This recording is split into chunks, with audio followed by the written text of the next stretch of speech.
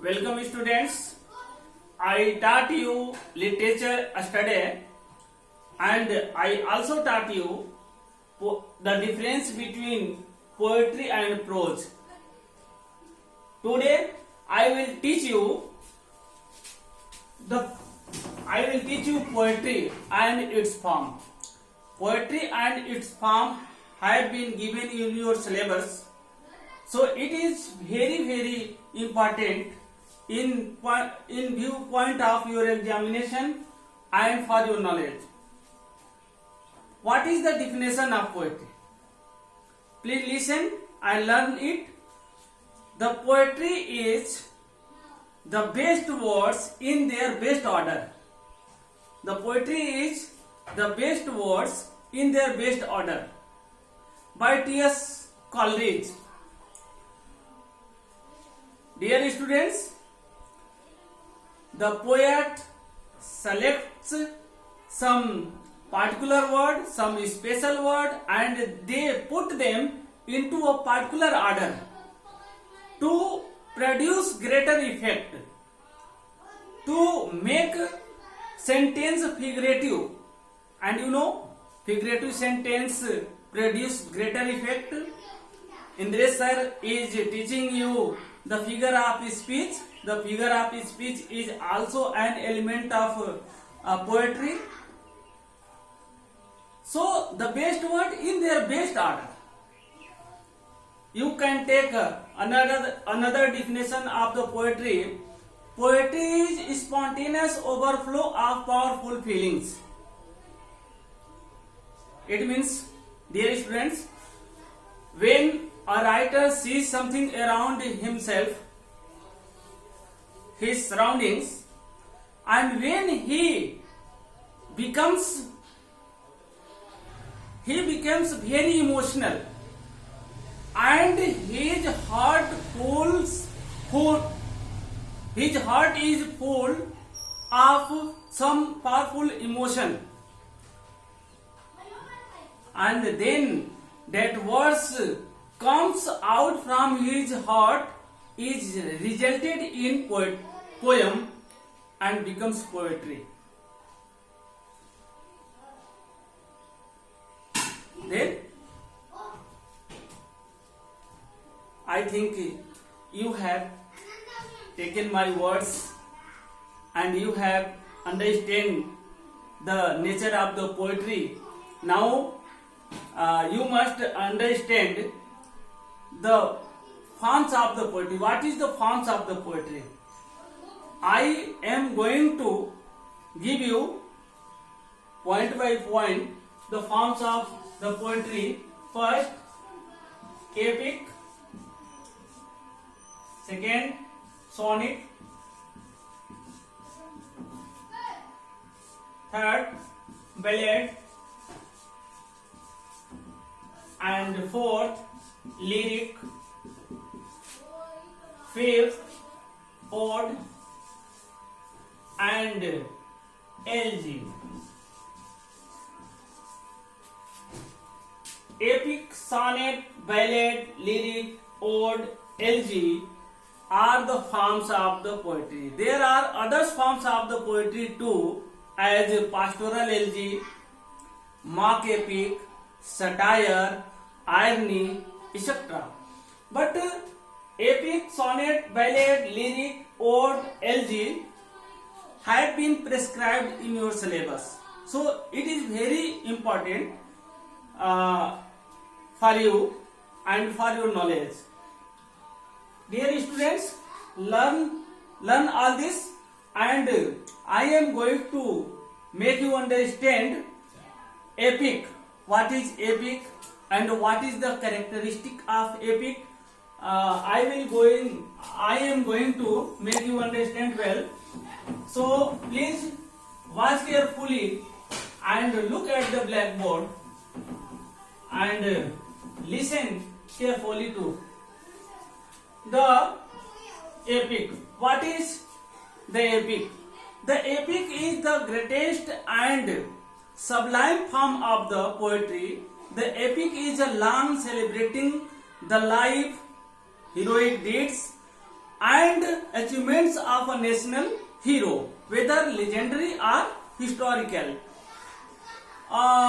It has a great hero for its central figure along with many other famous heroes for its principal characters.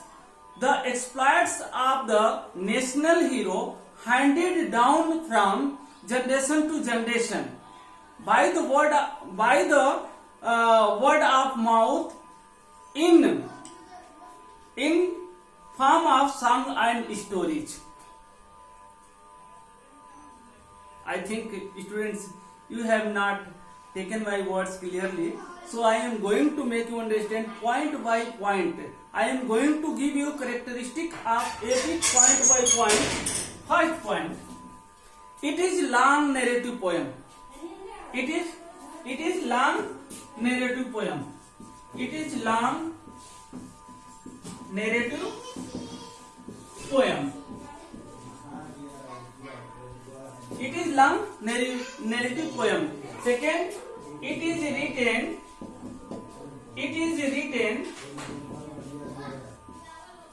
in elevated style.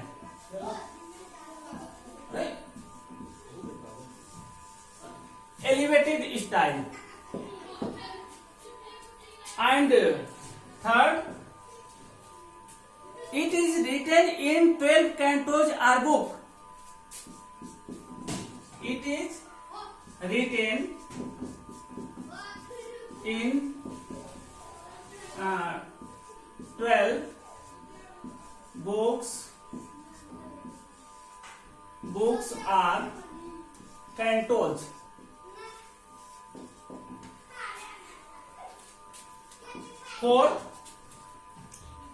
Fourth point is, it has a national hero. It has a national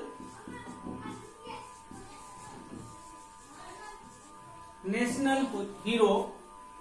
National hero. Understand well here? National hero.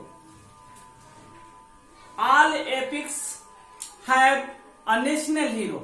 National hero means a very particular man who is known to all, who is known to over the country and even abroad in a world.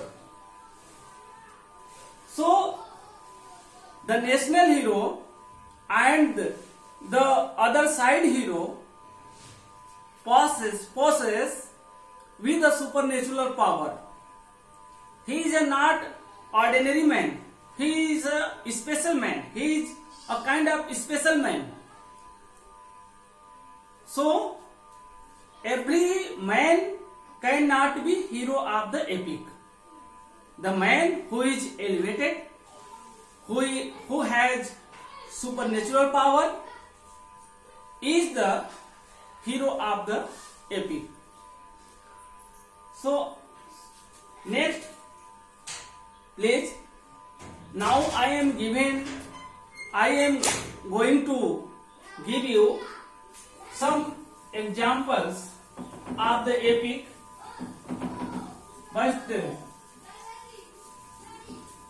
I must tell you, there are very few epics in the history of English literature, because the many poets had made attempts to compose epic, but they are totally unable to do that, because it is not easy to compose, because its plot has some particular style.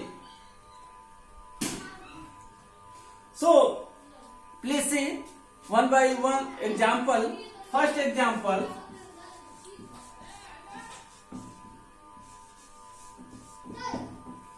Beowulf. Beowulf is the first epic in the history of English literature. It was composed during the Anglo-Saxon age. So it is the first epic in the history of English literature. Second, Iliad, and third is Odyssey. Odyssey. The writer of the Beowulf is not known. Iliad and Odyssey were composed by Homer, but its language was in Greece. Fourth, the Paradise Lost.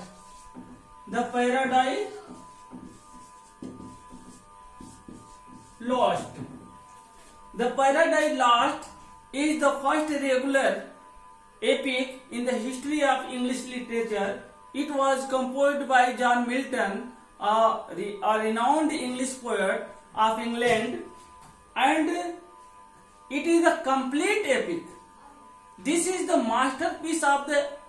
masterpiece in the history of English literature.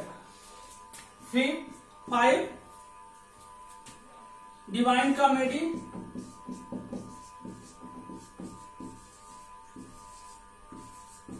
Divine Comedy, composed by Dante in Latin language. Next, Ramayana and Mahabharata. You know well these epics, Ramayana and Mahabharata. Ram is the hero of the Ramayana, and Pandu is the heroes of the Mahabharata.